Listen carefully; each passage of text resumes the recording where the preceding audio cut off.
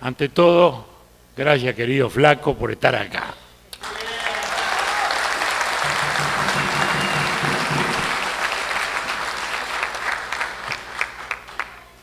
Es una convocatoria de recuerdos, de emociones, de muchas batallas, algunas que se han evocado acá en épocas sombrías y otras alegres, en las cuales cuando se construían en Salto, cuando se abrían centros CAIF en la primera presidencia, cuando abríamos escuela de tiempo completo en la segunda, cuando me enloquecías buscando plata para hacer el edificio de la universidad, y lo hicimos.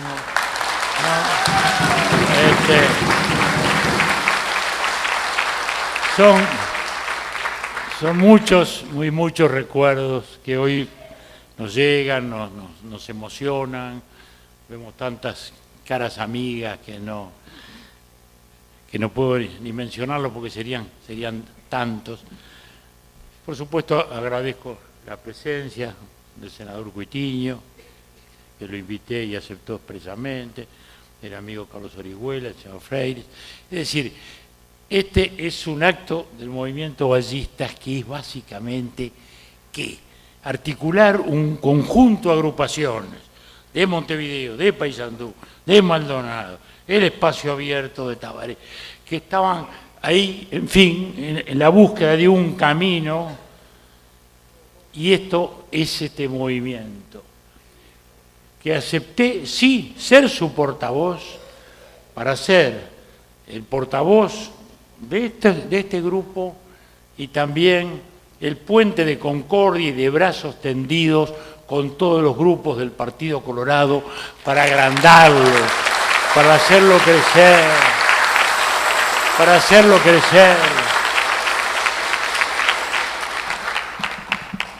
para que podamos ser los actores del cambio. El país hoy precisa un cambio. Les digo que en lo personal, y perdonen que lo haga, pero delante de los amigos, ¿qué otra cosa puedo hacer? Sino decirles lo que siento. Mi vida estaba llena, hago periodismo, escribo todos los días, el Correo de los Viernes, que el País de acá, el País de allá, La Nación de acá. Segundo, publico libros, porque me dediqué, después que salí de la presidencia, a enfrentar esa historia malévola y mentirosa con la cual han envenenado a una generación, a la cual le tenemos que advertir de lo que ha pasado. Yo me desesperaba, y todavía me desespero cuando aparece algún muchacho y uno le dice, dime, ¿y con quién luchaban los Tupamaros? Oh, contra la dictadura militar. No, querido, no es así. Cuando vino la dictadura militar ya no había Tupamaros. ¿Cómo no? No había. Estaban procesados por los jueces de la democracia en la época de la democracia, porque lo que ellos querían hacer era una revolución como Cuba y tirar abajo las instituciones democráticas. Más bien fue al revés. Ellos sacaron a los militares de los cuarteles y nos metieron en todo este lío fantástico, lo cual no es culpa a los líderes militares de la época que dieron un ominoso golpe de Estado. Pero tampoco se puede entender la historia sin una guerrilla anterior. No hubiera habido golpe sin guerrilla anterior. Y esas cosas las salí a escribir y he estado en esa batalla y sigo en esta batalla y voy a seguir en esta batalla, ¿no? Hasta a veces pretenden decir que la dictadura ya no empezó en el 73, ¿no? La dictadura sí, empezó en febrero del 73, cuando ellos, como recordó Pepe, estaban apoyando al gobierno militar y al golpe de Estado. Hoy parece surrealista, cuando uno piensa que en aquel momento todos los sectores de la izquierda, con una sola excepción individual que fue el doctor Quijano, todos, están los discursos en el Senado, están los artículos, están los documentos, todos les parecía que había la gran oportunidad de hacer un gobierno cívico y militar. La única voz fue la del doctor Carlos Quijano. Todos los demás cayeron en esa seducción y parece hasta una humorada decir que la esperanza de que iba a haber un gobierno peruanista, popular y socialista, era el Goyo Álvarez. Nadie lo puede creer hoy, pero algunos de los que vivimos en aquellos tiempos podemos decir, el Goyo Álvarez iba a ser el líder del peruanismo uruguayo. Y pretenden incluso hasta decir que en el gobierno de Pacheco empezó la dictadura. Acá está Graciela, que nos honra siempre con su presencia.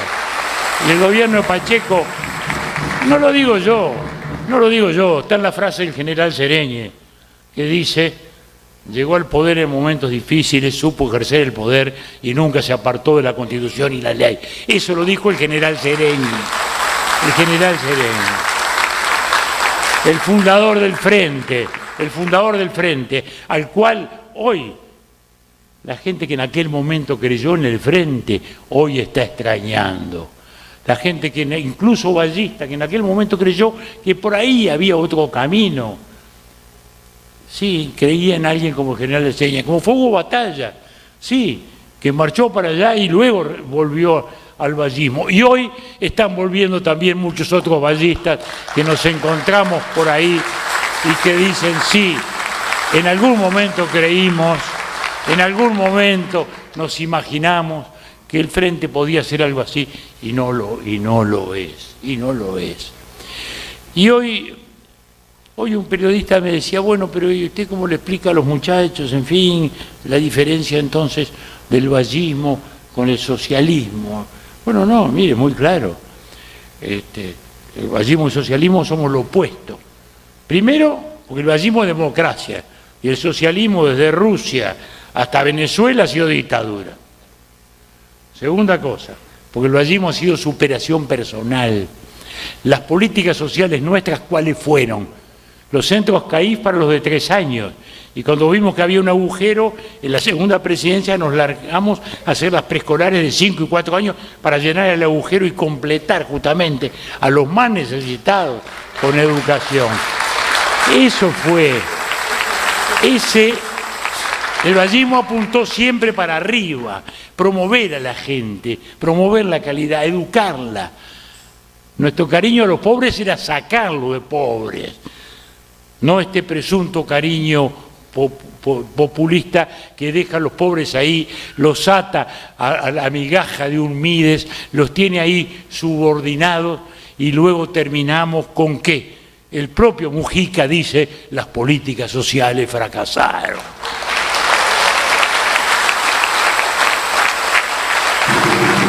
Entonces, sentimos que todo eso hoy es lo que nos mueve, a sacudir, pensando en la República, porque los resultados de educación son los peores de la historia. El emblema del Uruguay fue su educación. También lo fue de la Argentina. Las escuelas de José Pedro Varela y las escuelas de Sarmiento fueron la base de la democracia uruguaya. Las escuelas de José Pedro Varela, los liceos del Viejo Valle, las reformas de difusión de la época de Luis Valle, las propias cosas que hicimos en la reforma escolar, en la reforma de la educación en el año 95, con la cual nos enloquecieron, porque hasta nos hicieron una guerra cuando pretendíamos alimentar a los niños individualizados con una bandeja de comida, y aquello fue el boicot y una especie de guerra que pasó a la historia como expresión del boicot y el sentido de explotación de la necesidad. Hoy eso empieza a revertir ante el fracaso de la educación, y es dramático que el Uruguay haya perdido la educación y haya perdido la seguridad que ha sido tradicional, es dramático. Y lo de la seguridad es cada día peor. Acá nunca llevaba a 200 homicidios por año, hoy estamos casi en 380 homicidios en este último año, se han duplicado los homicidios. Hasta el año pasado era 1 cada 31 horas, ahora es 1 cada 23 horas, ya en estos 7 meses que vamos del año. Y señores, yo les digo, esto es primero que nada un problema político. no es un problema técnico. La policía está allí. Lo que falta es conducción política. Lo que falta es conducción política, lo que falta es un gobierno con un presidente y un ministro que se juegue, que conduzca a la policía, que esté enfrente de ella, que esté al frente de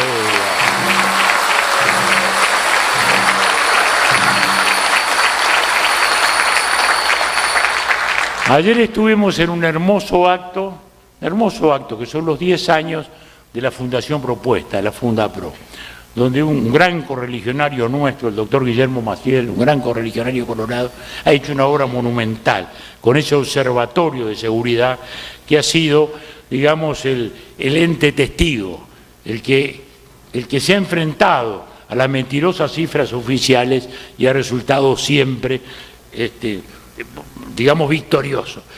Hoy la gente le cree al Fundapro. Y él ayer mostraba unas imágenes, y por ejemplo mostraba al presidente de Chile en el velorio de un carabinero al lado del ataúd, y lo veía luego simbólicamente recorriendo con un patrullero y diciendo que el gobierno se jugaba atrás de los carabineros y que iba a perseguir hasta el fin a los que pretendían enfrentar a la autoridad y matar a un carabinero. Y decía él, acá ¿qué ha pasado? Lo opuesto. Mataron a un policía, el ministro dijo, bueno, no se había puesto el chaleco. Mataron a otro policía, decía, bueno, no, fíjese, se metió fuera de hora y de reglamento actual. Es decir, nunca ha habido una voz de aliento. No gana una guerra un ejército desmoralizado. Y ese es el punto. Esto es conducción política. El propio inspector Lallera, cuando hizo el sincericidio que hizo y puso la verdad y dijo estamos superados, estamos desmoralizados, está ocurriendo lo que está ocurriendo, vamos camino del Salvador, este país está en la anomia, todo esto lo dijo Lallera, nadie cumple la ley, a nadie le importa. Bueno, luego se llamó a silencio porque evidentemente lo llamaron a silencio. Es un jerarca demasiado importante, pero él reconoció la realidad. Y si eso opina la jerarquía de la policía, ahí está el problema. Pero luego, seguro, lógicamente, ¿cómo puede tratarse una enfermedad si el diagnóstico es errado? Pero fíjense las causas. Cuando se presentó la ley de inclusión financiera, se decía que iba a circular menos dinero y iba a bajar el delito. Ahora se dice, no, es al revés. Como hay menos plata en la calle, los ladrones salen a robar más. Casi infantil, pero es lo que se dice. Uno dice, el ministro dice, es el código, el nuevo código, el noviembre, el efecto noviembre, el nuevo código entró y parece que ahí salieron los rapiñeros a rapiñar. Otro infantilismo, que a su vez enfrenta el ministro de Justicia, que es el... Y así suman y siguen. Es decir, todos los días inventan una causa nueva del delito porque en definitiva no asumen que el delito en el Uruguay tiene las viejas causas sociales de siempre, más las nuevas causas sociales que no asumen claramente que es la droga. En este país la droga está envenenando a la familia uruguaya, en este país la droga está corrompiendo a los barrios, en este país la droga hoy está medrando en un momento en que hay tanta desocupación, en un momento en que hay tanto abandono, en que hay tantas familias divididas, en que hay tanto abandono y no se habla de eso. Sí, la droga es un tema específico que le llegó al Uruguay y que tenemos que enfrentar también con claridad. Y hay que decirlo así. Y yo no estoy diciendo que esto sea simplemente la culpa de la marihuana. No, yo estoy en contra de la legalización de la marihuana. Pero para mí ese no es el debate. Para mí el debate de la marihuana es un debate de salud. Es un debate de salud. Lo que es criminal es que no se le diga a los chicos los efectos de la marihuana. ¿No? El presidente Vázquez lo ha dicho alguna vez, todas las drogas son malas, la marihuana es una droga como cualquier otra, y es una droga nociva. El propio presidente Vázquez ha dicho, no solo tiene efectos psíquicos, hasta es cancerígeno, etcétera, etcétera, etcétera, etcétera. Pero lo que le llega al país es toda una cosa distinta. Se habla del cannabis medicinal, es verdad, el cannabis es un producto que se puede usar como todos los productos naturales, no hay medicamento, diría yo, que no haya tenido una ley natural. ¿La aspirina de dónde salió? La aspirina de la corteza del sauce, después se hizo sintética. Ni hablemos del opio, que fue el gran vicio del siglo XIX y a su vez la base de todos los analgésicos posteriores. La marihuana también se puede usar, pero en laboratorio, con medicamentos regulados, con medicamentos controlados, usados por los médicos. No la marihuana como si fuera la Coca-Cola, que es lo que le pasa a los chiquilines. Entonces, hay un tema de desinformación tremendo, y eso es criminal, porque ahora ocurre que esto que se decía, ahora hay uno que dice, no, dice, hay más crimen porque se ha estrangulado el mercado. Fíjense ustedes cómo un día una cosa, otro día la otra. Cuando se hizo la ley de marihuana, se presentó dentro de 12 medidas sobre seguridad pública. Era un tema de seguridad. Cuando se legalizara la marihuana, iba a bajar el delito porque iba a ocurrir eso. Así lo presentó el gobierno. 4 ministros delante de la televisión.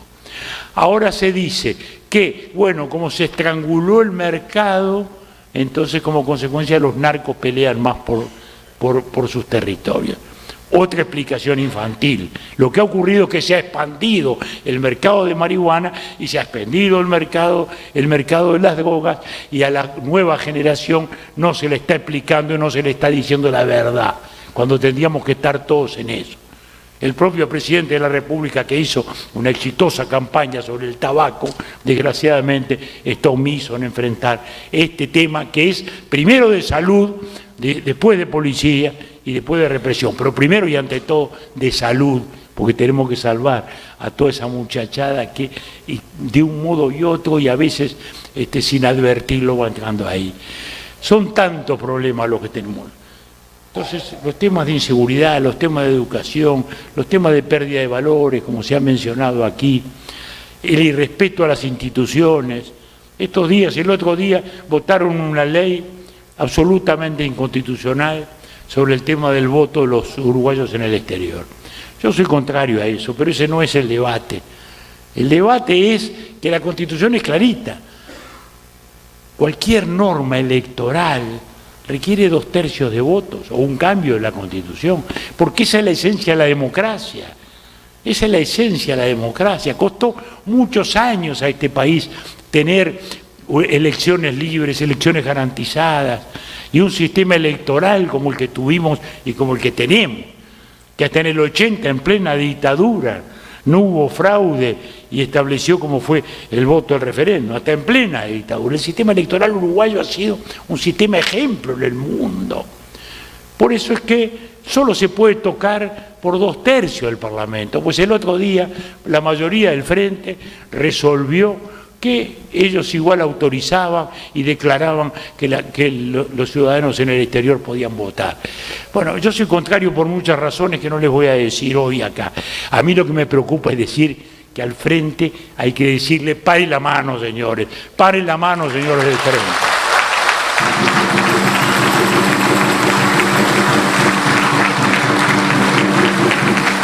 La Constitución es sagrada. La Constitución es sagrada, las reglas de garantía electorales son sagradas, sin ninguna duda. No se puede toquetear así alegremente. Estos días hemos estado hablando del tema con todos los partidos. Ayer hablé con el senador Mieres también, del Partido Independiente. En fin, los partidos están contestes en que hay que hacer un recurso de inconstitucionalidad ante la Corte. Yo he lanzado también la idea de la eventualidad de juntar firmas para hacer un recurso de revocación, pero todos estos mecanismos, me parece, son todas herramientas que hay que ver cómo las usamos, y quizás hay que usarlas todas, pero sobre todo para decirle al país que no vamos a permitir que se tergiverse la elección, porque al final nos meten un consejo audiovisual para presionar a la prensa. Nos meten por otro lado una ley de financiación de los partidos que andan viendo cómo procuran sacar ventaja. Nos meten una resolución absolutamente ilegal para los votos en el exterior. Señores, estamos en riesgo, vamos a defender la Constitución como la hemos defendido toda la vida, como no la defendían ellos.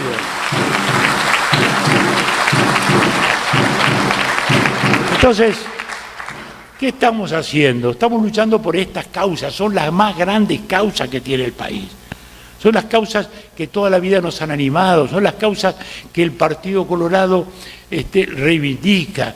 Nosotros cuando hablamos de educación, y bueno, ya se ha dicho acá y lo hemos dicho nosotros no somos los que hablamos de educación, somos los que hicimos la educación del país.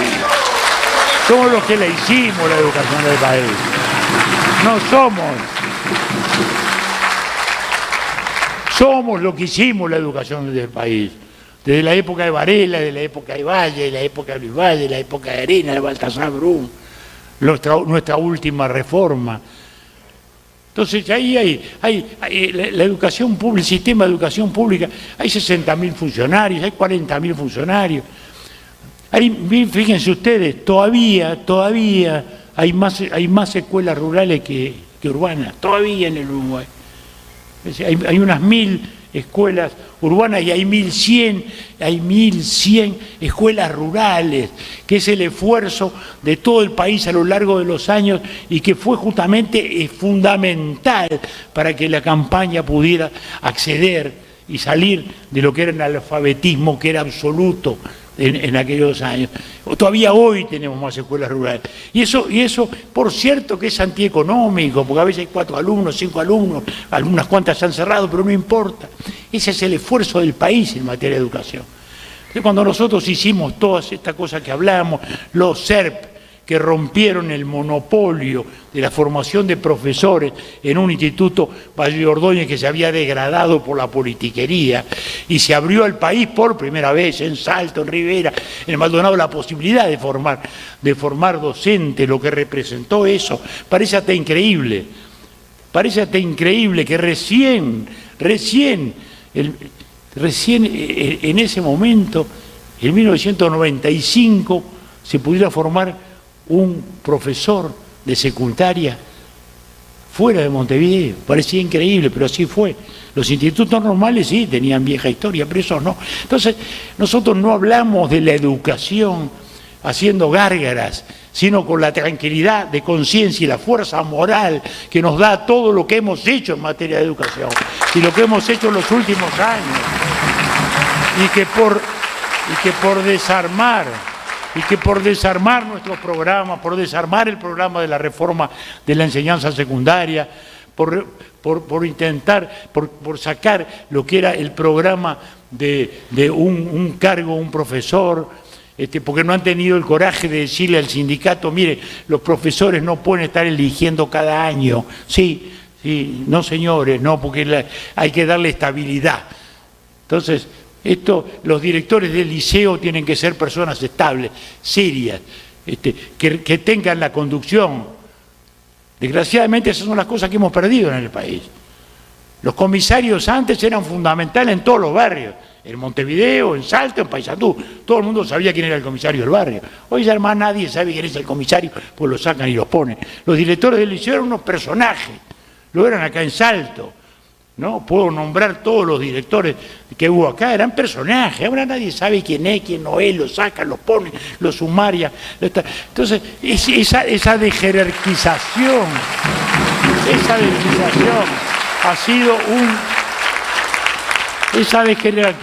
ha sido un golpe mortal sobre la sociedad uruguaya, sobre la cultura del país, sobre la organización de la sociedad como tal. Entonces, queridos amigos, ¿cómo no salir a luchar? ¿Cómo no salir a tratar de que el Partido Colorado crezca? Y está creciendo. Yo no sé, hoy no podemos hablar de votos, lo que sí yo hablo es de humor, de talante. Hasta hace 4 meses había muchas caras largas adentro del Partido Colorado. Hoy hay sonrisa por todos lados.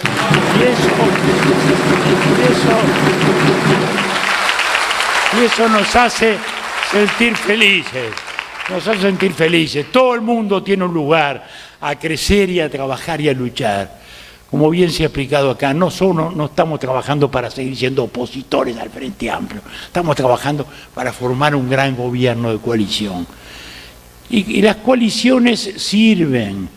¿Por qué pudimos hacer la reforma de la seguridad social y salvar al sistema salvar al sistema jubilatorio, que hoy de nuevo lo están volviendo a comprometer, y no lo digo yo, lo dice el propio Astori, que dice que están fundiendo el sistema de seguridad social de nuevo, y salvamos. ¿Por qué? Porque tuvimos una coalición y tuvimos los votos. ¿Por qué pudimos hacer la reforma de la educación? ¿Por qué pudimos bajar la inflación a un solo dígito y darle al país y a la familia uruguaya estabilidad de nuevo? Porque en aquellos años, con el Partido Nacional que presidía el doctor Volonté, tuvimos una coalición que funcionó. Bueno, lo que nosotros aspiramos es eso. El tema no es sacar al frente por el frente, sacar al frente porque fracasó y poner un nuevo gobierno democrático que no puede fracasar. Y un gobierno que le ofrezca al país una alternativa, que le ofrezca esperanza, que le ofrezca libertad, que le ofrezca defensa del trabajo. Uno ve cómo se han abandonado industrias. Yo me enfermo cuando leo estos días lo de la lechería, por ejemplo. Aquí no es tan importante, pero lo es en Paysandú, lo es en Colonia, lo es en todas partes, es increíble. Cuando yo era ministro, años 69, 70, imagínense, ¿no? Mi segunda reencarnación, ¿no? Ahora estoy en la cuarta ya, ¿no? Y entonces, fíjense ustedes, en aquella época no había leche en invierno, no había leche en invierno. Yo llevé a los de Conaprole a Rusia por primera vez, vamos a intentar exportar leche, era una cosa rarísima. Empezamos a tipificar los productos, el yogur, los quesos para poder exportar, y empezó a exportarse, y se siguió adelante, y apoyamos después en el gobierno, hicimos campo de recría, que hace poco celebramos los 30 años, y se apoyó, y cuando hubo una crisis pusimos devoluciones de impuestos, y lo sacamos del lío, y hoy es un orgullo el país, el 70% de la leche que produce en Uruguay se exporta, como queso, como manteca, como con leche en polvo. Bueno, eso es bueno, y se ha ido dejando caer esa industria. De a poco, sí, ahora, sí, que cayó que cayó aquel en Tararira, que cayó en Colonia, y ahora la Pili. Y la Pili es un monumento de la irresponsabilidad también, porque son las cosas de uno de los gobiernos del frente, que decían, no, está el mercado, tenemos Venezuela, ahora tenemos para vender enseguida. Bueno, vengan, hagan una fábrica de queso, yo les doy la plata, vayan al Banco República, está toda la plata. Bueno, creo que hubo ingenuidad de los empresarios, no hay duda, pero los empujaron y los clavaron en la pared, ¿no? Con un mercado venezolano que ya sabemos dónde está. Y bueno, y yo diría que ya hemos hablado mucho, y creo que Venezuela es la palabra que nos define, porque hace un rato alguien me decía, bueno, pero usted, ¿cómo al final distingue el vallismo, el socialismo? Y dije muchas cosas que hay ahora, y le digo, ¿sabe qué? Mire, termínala. Ellos creen en Venezuela y nosotros no creemos en Venezuela. Ellos creen que Venezuela es una democracia y nosotros decimos que es una dictadura. Ellos dicen que Venezuela es un gobierno popular y nosotros decimos que es un gobierno quebrado, que es un gobierno que fundió al país, es un gobierno que lo ha llevado a la dictadura y a la tiranía, y no se animan a decirlo, y no se animan a condenarlo por todas las cosas que sabemos. Entonces, queridos amigos, democracia, libertad, constitución, seguridad, educación, cultura, política en serio, la que siempre tuvimos, la que tenemos que reconquistar. Y esas son las grandes causas que nos movieron y nos van a seguir moviendo, y que hasta el último día de nuestra vida tendremos que seguir luchando por ellas. Muchas gracias.